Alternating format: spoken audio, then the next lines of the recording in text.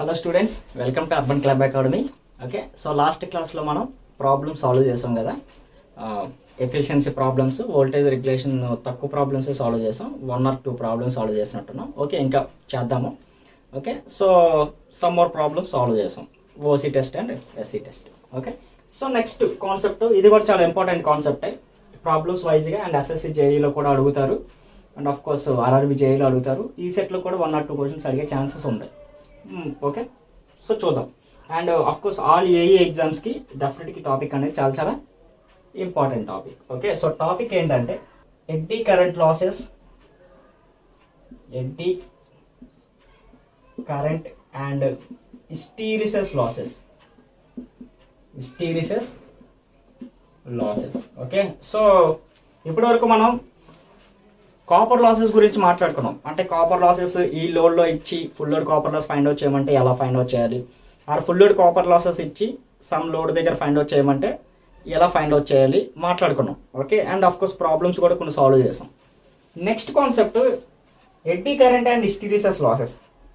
Sir అదేంటి sir, eddy current and hysteresis losses అనేవి constant losses కదా, మళ్ళీ దీనికి సెపరేట్గా ఎందుకు, కాన్సెప్ట్ ఎందుకు అని మీరు అనుకోవచ్చు.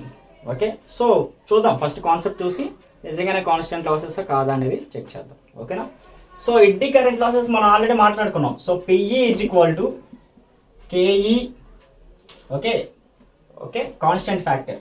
Next BN square, okay, maximum flux density square and F square and of course T square, thickness. Okay, next PH is equal to KH BM power 1.6 frequency and volume.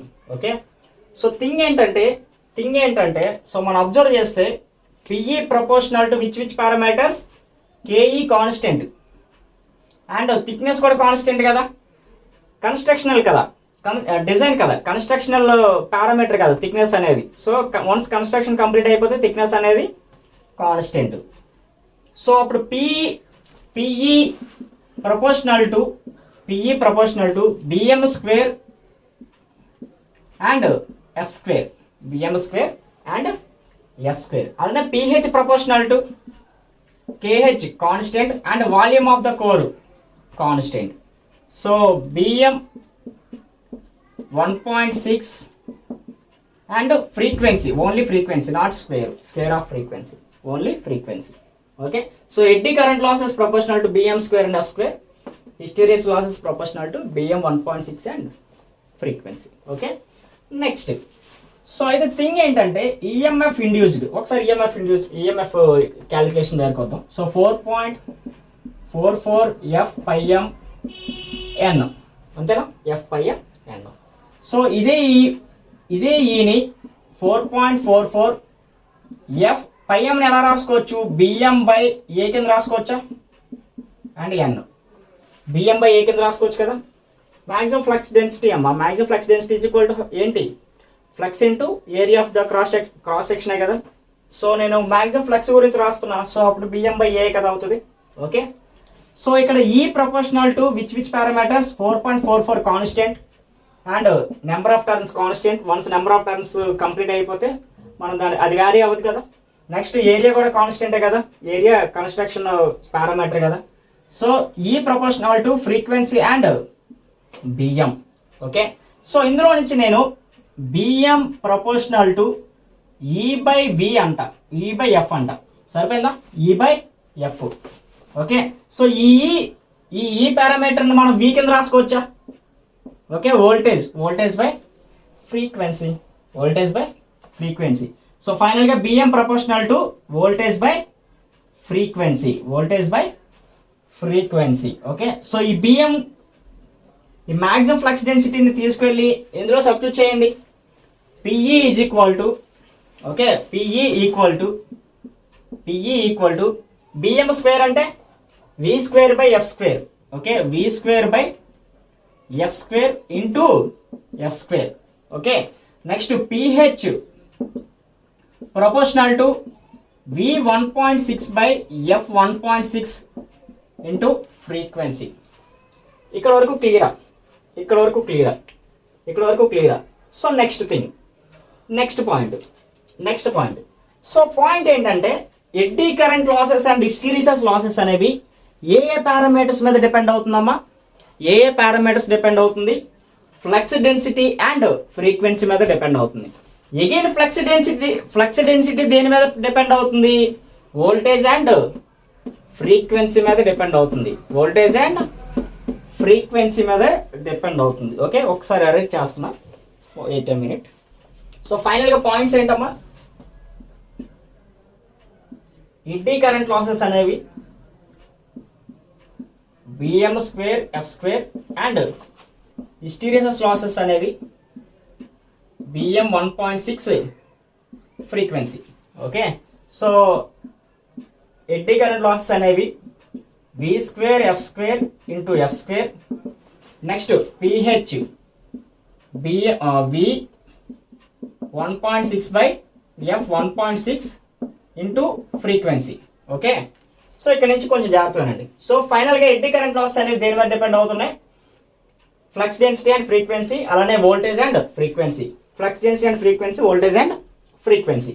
So అయితే thing ఏంటంటే 2 cases ఇందులో నుంచి మనం తీసుకోవచ్చు. Okay, మనం ఇందులో నుంచి 2 cases తీసుకోవచ్చు. First case, Bm is constant, maximum flux density is constant. If maximum flux density is constant. If maximum flux density is constant. Okay, so for suppose maximum flux density constant అయ్యింది అనుకోండి, అప్పుడు eddy current losses దేని మీద depend అవుతున్నాయి? Bm square కూడా constant కదా. So అప్పుడు PE proportional to only F square. PE proportional to only F square. Okay, and PH proportional to only frequency. ఎందుకంటే బిఎం కాన్స్టెంట్ కాబట్టి, కాన్స్టెంట్ అంటే మనకి ఇంకా ప్రపోర్షనాలిటీలో తీసుకోవాల్సిన పని లేదు కదా.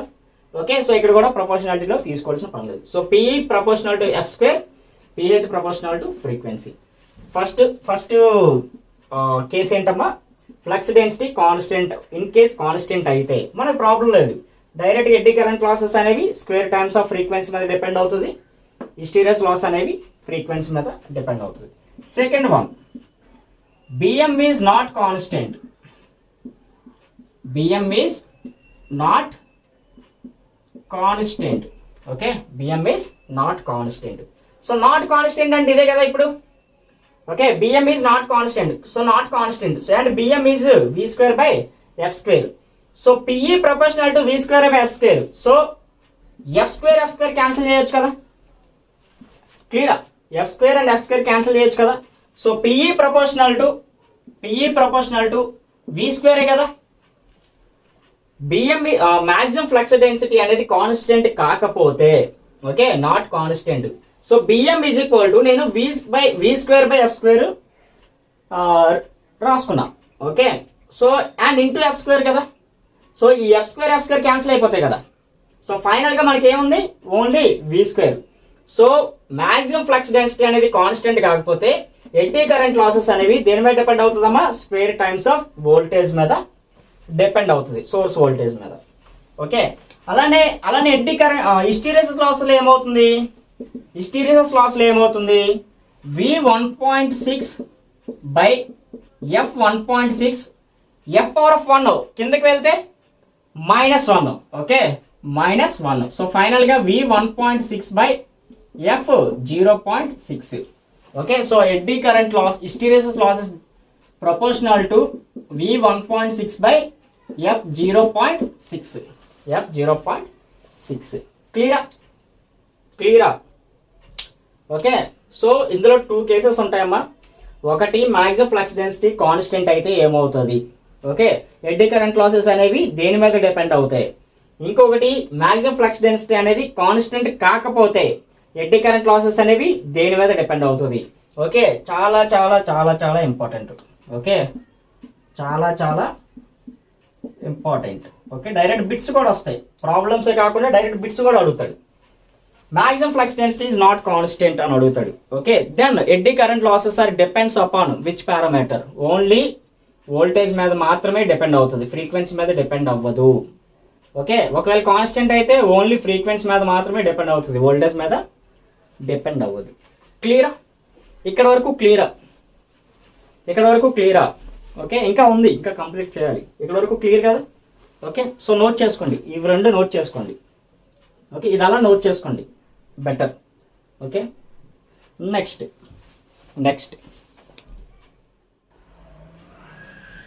ఓకే, సో ఫర్దర్గా వాట్ ఈజ్ వాట్ అని చెప్పి ఒక ప్రాబ్లం ద్వారా నేను చెప్తాను. ఓకే, సో బెటర్ అనమాట, ఈజీగా అర్థమైపోతుంది. సో ప్రాబ్లం ఏంటి? 400 volts 50 Hz. Okay, 400 volts 50 Hz. The total core losses of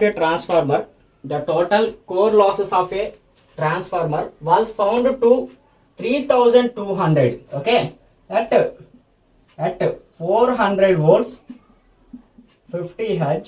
Okay, ఈ టైంలో 400 volts and 50 Hz టైంలో core losses means iron losses is equal to 3200 watts అంట.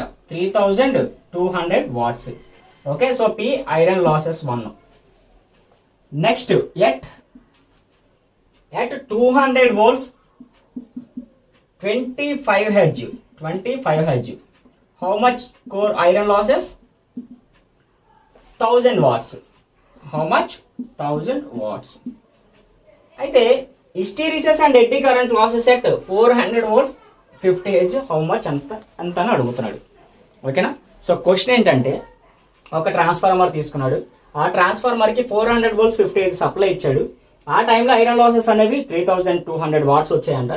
ఎగైన్ అదే ట్రాన్స్ఫార్మర్కి 200 volts 25 Hz సప్లై ఇచ్చాడు. ఓకే, దట్ మీన్స్ సప్లై అనేది తగ్గించాడు. అప్పుడు iron losses ఎంత వచ్చిందంట? 1000 watts వచ్చిందంట. ఓకే, అయితే మనల్ని ఏం అడుగుతున్నాడు? Hysteresis and eddy current losses at a load దగ్గర అడుగుతున్నాడు, ఏ సప్లై దగ్గర అడుగుతున్నాడు? 400 volts అండ్ 50 Hz సప్లై దగ్గర అడుగుతున్నాడు. ఓకే, లోడ్తో మనకి సంబంధం లేదు, ఎందుకంటే ఇవన్నీ ఐరన్ లాసెస్ కాబట్టి. క్లియరా? ప్రాబ్లం క్లియరా? ఓకే, సో ఇప్పుడు కొంచెం జాగ్రత్త ఉండండి. So P iron losses, P iron losses. Okay, P1 P2 use చేస్తున్నాను నేను. ఓకే, ఎందుకంటే అవన్నీ iron losses, there is no copper losses at all. Okay, so P iron losses is equal to P eddy current losses plus hysteresis losses. కరెక్టేనా? Eddy current losses and hysteresis losses. మీరు aptitude చదివితే eddy current losses proportionality ఏంటమ్మా? BM and frequency. Okay, BM and frequency. 2 cases మాట్లాడుకున్నాం. Present flux density అనేది constant అనుకుందాం. Okay, present flux density అనేది constant అనుకుందాం. So flux density constant అనుకోండి. Eddy current losses దేని మీద డిపెండ్ అవుతాయి? Square times of frequency. అవునా? Square times of frequency. And hysteresis losses only frequency మీద డిపెండ్ అవుతాయి. ఓకే, సో ప్రపోర్షనాలిటీలో తీసినప్పుడు మనం ఒక కాన్స్టెంట్ యూజ్ చేస్తాం కదా. సో నేను అందుకు ఏం చేస్తానంటే P iron losses is equal to AF square plus BF use చేస్తున్నాం. ఓకే, అంటే ఏ అనేది constant, proportionality constant. Okay, and F square అనేది eddy current losses dependency, and B అనేది hysteresis losses constant, and F అనేది dependency. క్లియరా? So ఇలా రాసుకోవచ్చా aptitude ప్రకారం? ఓకే, యాప్టిట్యూడ్లో ప్రపోర్షనాలిటీలో ఉంటాయి కదమ్మా. ప్రపోర్షనాలిటీ యూజ్ చేస్తే ఒక కాన్స్టెంట్ తీసుకొని మనం మిగిలిన ప్రాబ్లమ్ సాల్వ్ చేస్తాం కదా, సేమ్ యాజ్ ఇట్ ఈజ్ అనమాట. Okay, eddy current losses frequency మీద, స్క్వేర్ టైమ్స్ ఆఫ్ ఫ్రీక్వెన్సీ మీద డిపెండ్ అవుతుంది.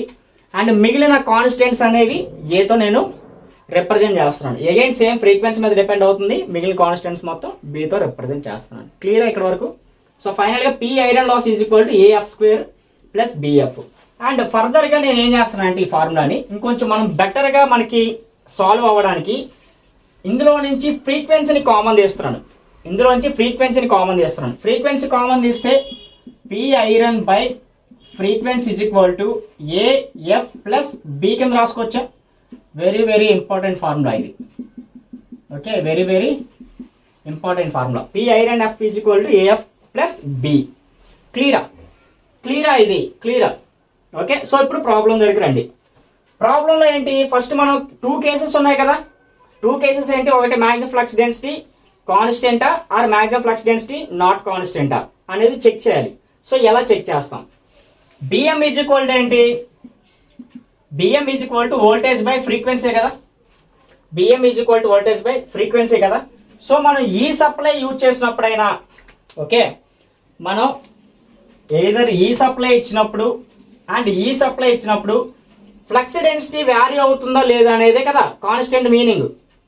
ఓకే, వ్యారీ అవ్వట్లేదు అనుకోండి కాన్స్టెంట్, వ్యారీ అవుతుంది అనుకోండి నాట్ కాన్స్టెంట్. సో వ్యారీ అవుతుందో లేదో చెక్ చేయండి. సో ఫస్ట్ దానికి BM is equal to V by F, that means 400/50. How much? 580. Okay, next second దాంట్లో BM okay is equal to okay proportionality is equal to 200/25, that is equal to again 8. Okay, అంటే ఈ సప్లైలోని maximum flux density ఎంత వచ్చిందమ్మా? 8 వచ్చింది. And ఈ సప్లైలో కూడా maximum flux density ఎంత వచ్చింది? 8 వచ్చింది. ఓకే, అంటే ఇక్కడ సేమ్ వాల్యూ వచ్చింది కాబట్టి ఆబ్వియస్లీ ఈ సప్లై ఇచ్చినప్పుడు అండ్ ఈ సప్లై ఇచ్చినప్పుడు మ్యాక్సిమం ఫ్లక్స్ డెన్సిటీ అనేది వ్యారీ అవ్వట్లేదు, కాన్స్టెంట్గానే ఉంది. ఇక్కడ ఎంత అయితే మ్యాక్సిమం ఫ్లక్స్ డెన్సిటీ ఉంటుందో ఇక్కడ కూడా అదే మ్యాక్సిమం ఫ్లక్స్ డెన్సిటీ ఉంది. క్లియరా? ఇక్కడ ఈ సప్లై ఇచ్చినప్పుడు ఎంతైతే ఫ్లక్స్ ఉందో ఈ సప్లై ఇచ్చినప్పుడు కూడా అంతే ఫ్లక్స్ ఉందని దాని మీనింగ్ అనమాట. క్లియరా? సో ఫస్ట్ క్లారిటీ వచ్చింది కదా, maximum flux density constant. So therefore maximum flux density is constant. క్లియరా? Maximum flux density is constant. క్లియరా? ఓకే, సో రబ్ చేసి ఇప్పుడు ప్రాబ్లం చేద్దాం. ఓకే, అర్థమైందా? మ్యాక్సిమం ఫ్లక్స్ డెన్సిటీ కాన్స్టెంట్ కాదా అనేది ప్రాబ్లంలో మనం ఎలా తెలుసుకోవచ్చమ్మా? మనకి సప్లై ఇస్తాడు కదా, ఒక సప్లై అండ్ ఇంకొక సప్లై ఇచ్చాడు కదా, ఈ రెండిట్ల యొక్క మ్యాక్సిమం ఫ్లక్స్ డెన్సిటీ రేషియో కానీ ఈక్వల్ వచ్చింది అనుకోండి, దట్ మీన్స్ V/F రేషియో అనేది ఈక్వల్ వచ్చింది అనుకోండి, maximum flux density constant. V/F ratio డిఫరెంట్గా వచ్చింది అనుకోండి, మ్యాక్సిమం ఫ్లక్స్ డెన్సిటీ డిఫరెంట్. క్లియరా? సారీ, నాట్ కాన్స్టెంట్, వ్యారీ అవుతుందని దాని మీనింగ్. క్లియరా? ఇక్కడ వరకు క్లియరా? ఈ డీటెయిల్స్ అన్ని క్లియరా? ఓకే, సో ఇప్పుడు ప్రాబ్లం సాల్వ్ చేద్దాం. Okay, so next so P1 is equal to okay, నేను ఇంకా యూజ్ చేయట్లేదు, ఆల్రెడీ మనం ప్రీవియస్లో మనం ఆల్రెడీ మాట్లాడుకున్నాం కదా వాట్ అని చెప్పి. So P1 is equal to 3200 watts and P2 is equal to 1000 watts. And of course P మాట్లాడుకున్నాం కదా, P/F is equal to AF plus B. Okay, so substitute చేయండి ఆ ఫార్ములాలో. So P1 by frequency at which frequency? At 50 hertz. At 50 hertz, ఇది at 25 hertz. మనకి రెండు కావాలి కదా, ఎందుకంటే ఇక్కడ యూజ్ చేయాలి కాబట్టి. So P1 by 50 is equal to A again 50 plus B. Next P2 by how much? 25 is equal to A into 25 plus B. Okay, so solve చేయండి. P1 is equal to how much? 3200. Okay, so 3200 by 50 is equal to 50A plus B. Next P2 is equal to 1000 by 25 is equal to 25A plus B. So AB find out చేయండి అమ్మా, ఏబీని find out చేయండి. So ఏబీని find out చేస్తే 0 0 cancel and of course 25 40s are. Okay, so minus BB cancel. Okay, so 50A minus 25 is equal to 25A and here 5 6 are 30 64. Okay, so 64 minus 40 that is equal to 24. అంతే కదా, 24. So ఫైనల్గా A is equal to 24 by 25. Next B is equal to how much? 40. So 25 cancel. So 24. 40 minus 24. How much? 40 minus 24 is equal to 16. Okay. 44 minus 24 is equal to 16. A is equal to 24 by 25 amma. 25 cancel. Okay. So 24 ఇక్కడ plus ఇటువైపు వెళ్తే minus. 14 minus 24 is equal to 16. 6 plus 4 is equal to 10. 2 plus 1 is equal to 3 plus 1 is equal to 4. Clear? So A is equal to some value వచ్చింది, B is equal to some value వచ్చింది. Again substitute చేయండి ఇప్పుడు. Okay, substitute చేయండి, అందులో substitute చేయండి. ఎక్కడ ఏ supply దగ్గర మనం ఫైండ్ అవుట్ చేయాలి? 400 volts 50 hertz. Okay, so at 50 hertz P eddy current losses is equal to, eddy current losses అంటే ఏంటి? ఇది కాదు, AF square. Eddy current losses అంటే A into F square, that is equal to A how much? 24/25 into f square, 50 into 50, 50 into 50, so 25 2s are, okay. Next 2 4s are 8, 48 into 50, 48 into 50, that is equal to 0, 8 5s are 44, 2400 watts, okay. Next hysteresis loss is equal to hysteresis loss is equal to 16 into 50, okay. So 0 16 5s are 80, okay, 800 watts. 2400 and 800 is equal to 3200 watts. సరిపోయిందా? So మనం చేసిన calculation correct అనమాట. So eddy current losses at 50 Hz is equal to 2400 watts. Hysteresis losses at 50 Hz is equal to 800 watts. So మీరేం చేస్తారంటే 200 volts 25 Hz దగ్గర eddy current losses ఎంత, hysteresis losses ఎంత find out చేయండి. మళ్ళీ ఏబీలు ఫైండ్ అవుట్ చేయాల్సిన పని లేదు. ఎట్ 25 Hz ఏ ఇంటి ఎఫ్ స్క్వేర్, సో ఎఫ్ ప్లేస్లో ఎంత వేస్తారు 25 into 25, ఒక 25 ఇంకో 25 క్యాన్సిల్ కాబట్టి 25 into 24, ఓకే. హౌ మచ్ ఎంత అనేది చేస్తే వస్తుంది ఆన్సర్. 25 into 24 625 కదా, 600, okay. So eddy current losses 600. Next ఇక్కడ 16 into 25, okay. 16 into 25 how much 200 I think so, okay. 400, okay, 400. సో 600 plus 400 is equal to again 1000 watts. సరిపోయిందా? క్లియరా? అర్థమైందా? Eddy current losses and hysteresis losses problems అర్థమయ్యాయా? Okay. ఇవి కూడా కొంచెం ట్రిక్కీగా ఉంటాయి. ట్రిక్కీ మీన్స్ ప్రపోర్షనాలిటీ కాన్స్టెంట్ అవే, okay. So maximum flux density constant అయితే ఎలా మనం ఏ విధంగా అప్రోచ్ అవ్వాలి, ఫ్లక్స్ డెన్సిటీ కాన్స్టెంట్ కాకపోతే ఏ విధంగా అప్రోచ్ అవ్వాలి ప్రాబ్లమ్ని, ఓకే. చాలా ఈజీ. ఒకసారి ఐరన్ లాస్ ఇస్తారు, ఒకసారి ఎడ్డీ కరెంట్ లాస్ ఇచ్చి ఇంకో సప్లై దగ్గర ఎంత అనేది ఫైండ్ అవుట్ చేయమంటారు, okay. Simple, clear. Next question, okay. So next question, at 50 Hz operation a single phase transformer has hysteresis losses 200 watts and eddy current loss of 100 watts. Its core loss at 60 Hz. Core losses అడిగాడు, ఎక్కడ 60 Hzలో అడిగాడు, okay. Again same iron losses ఇచ్చాడు 50 Hz దగ్గర and 60 Hz దగ్గర మనల్ని అడుగుతున్నాడు అంతే, okay. So iron losses PE plus PH, okay, is equal to 100 watts at sorry okay, 100 plus 200 watts, okay, that is equal to 300 watts at ఎక్కడమ్మా 50 Hz frequency. Iron loss అంటే eddy current and hysteresis losses కదా. Eddy current loss ఇస్తాడు 100 watts, హిస్టీరియస్ loss ఇస్తాడు 200 watts, 100 plus 200 300 watts అక్కడ 50 Hz frequency దగ్గర, okay. ఇప్పుడు మనల్ని ఏం అడిగాడు 60 Hz ఫ్రీక్వెన్సీ దగ్గర. So at 60 Hz frequency, okay. So ఇంకొకటి ఏంటి మనకి ఇచ్చింది, ఫ్లక్స్ డెన్సిటీ కాన్స్టెంట్ ఇచ్చాడు, వాడే ఇస్తాడు, మనం ఏం ఫైండ్ అవుట్ చేయాల్సిన పని లేదు.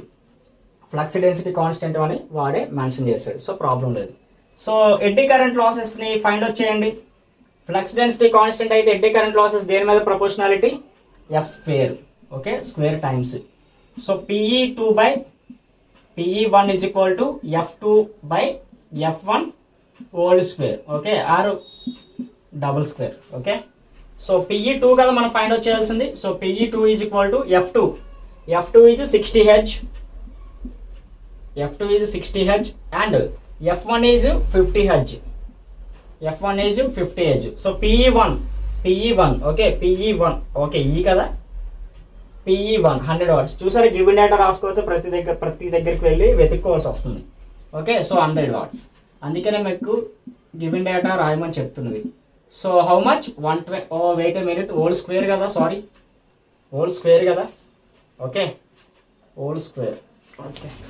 So PE2 is equal to F2 is equal to 60 and F1 is equal to 50 and whole square కాబట్టి ఇంటూ 60 ఇంటూ 50, క్యాలిక్యులేషన్కి ఈజీగా ఉంటుంది, okay. So PE1 is equal to 100 watts, okay. So 0 cancel, okay. 5 12s are and of course 5 12s are. So 12 into 12 is equal to 144 watts. 144 watts. Okay, so next hysteresis losses proportional to frequency. Okay, so pH2 is equal to మళ్ళీ ఇదంతా రాయట్లే, okay డైరెక్ట్గా రాస్తున్నా. F2 by F1 into pH1. F2 is equal to 60 Hz, F1 is equal to 50 Hz, pH1 is equal to 200. Okay, so 0 0 cancel, 5 4s are 20, 6 4s are 240 watts. Okay, so final ga at 60 Hz, P iron losses is equal to eddy current losses antama 144 plus 240. Okay, so that is equal to 48384 watts. Okay, answer 384 enough. Okay, correct, 384 watts. 384 watts. Simple problem, చాలా easy problem. Okay, so ఇలాంటివి కూడా SSJలో ఇస్తూ ఉంటారు. Okay, so next question చూడమ్మా. అన్ iron cored choke coil takes when connected to a 15 volts DC supply draws a current of 1.5 amperes. Okay, ఇది previous year problem. Iron losses అని చెప్పి నేను just ఇంటెన్షనల్గా ఇచ్చాను. Okay, no worries. when connected to 230 volts 50 Hz supply it takes 2 amperes current and consumes 60 watts. The iron losses in the core is. Okay, so కొంచెం different problem. Okay, కొంచెం different problem, previous problem. So ఒక iron cored choke coil. Okay, so ఒక coil ఉంది. Obviously iron cored choke coil అంటే డెఫినెట్గా resistance and inductance ఉంటుంది. Okay, so 15 volts DC supply ఇచ్చాడంట. First DC supply ఇచ్చాడంట. First DC supply applied. Okay, so ఇండక్టర్కి DC supply ఇస్తే ఏమవుతుంది? ఆబ్వియస్లీ షార్ట్ సర్క్యూట్ అవుతుంది. Okay, in DC inductor acts as short circuit. Okay, so మనకు problem లేదు దీంతో. ఓకే, నెక్స్ట్ ఏ supply ఇచ్చాడు? ఏసీ సప్లై ఇచ్చాడు. AC supply is connected. Okay, so obviously losses అనేవి వస్తాయి కదా. సో లాసెస్ ఏంటమ్మా? లాసెస్ ఏంటి? 2 లాసెస్ కదా. ఒకటి copper losses and iron losses. Total losses ఇది. Okay, total losses. Okay, so మనకి ఏం అడిగాడు? ఓన్లీ ఐరన్ లాసెస్ మాత్రం అడిగాడు. కాపర్ లాస్ మనకు అవసరం లేదు. ఓకే, బట్ మన క్వశ్చన్ ఫైండ్ అవుట్ చేయాలంటే కాపర్ లాసెస్ డెఫినెట్గా కావాలి. ఓకే, సో టోటల్ లాసెస్ ఎంత అంట? 60 వాట్స్. టోటల్ లాసెస్ ఎంత అంట? 60 వాట్స్. మనకి టోటల్ లాస్ ఇస్తాడు. ఇప్పుడు మనకి కాపర్ లాసెస్ ఫైండ్ అవుట్ చేయాలి. చూద్దాం ఫైండ్ అవుట్ చేయగలమో లేదనేది. ఇంకొక పాయింట్ ఏంటంటే మనకి 2 amperes కరెంట్ ఇచ్చాడు. ఓకే, 2 amperes కరెంట్ ఇచ్చాడు. ఓకే, సో 2 amperes కరెంట్ ఇచ్చాడంటే ఆబ్వియస్లీ మన కాపర్ లాస్ ఫైండ్ అవుట్ చేయొచ్చు కదా. I2R losses. కరెంట్ ఇచ్చాడు, రెసిస్టెన్స్ ఫైండ్ అవుట్ చేయగలిగితే ఆటోమేటిక్గా కరెంట్ వచ్చేస్తుంది. రెసిస్టెన్స్ ఎలా ఫైండ్ అవుట్ చేస్తాం? డీసీ సర్క్యూట్ కదా. డీసీ సప్లై ఇచ్చినప్పుడు రెసిస్టెన్స్ ఫైండ్ అవుట్ చేయొచ్చు కదా. ఇండక్టర్ షార్ట్ సర్క్యూట్ అయిపోద్ది, బట్ అప్పుడు ఓన్లీ రెసిస్టెన్స్ ఉన్నట్టే కదా. ఓకే, సో రెసిస్టెన్స్ మనం ఫైండ్ అవుట్ చేయొచ్చు కదా ఈజీగా. So R is equal to 15 by 1.5 that is equal to 10 ohms. Okay, 15 by 1.5 is equal to 10 ohms. So మనకి రెసిస్టెన్స్ ఉంది అండ్ కరెంట్ ఉంది.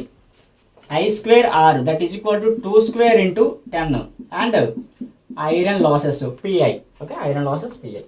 So 2 square means 440. సో ఫైనల్గా PI is equal to 20 watts. So iron losses ఎంతమ్మా? 20 watts. Okay, easy problem. ఓకేనా? Clear. Okay.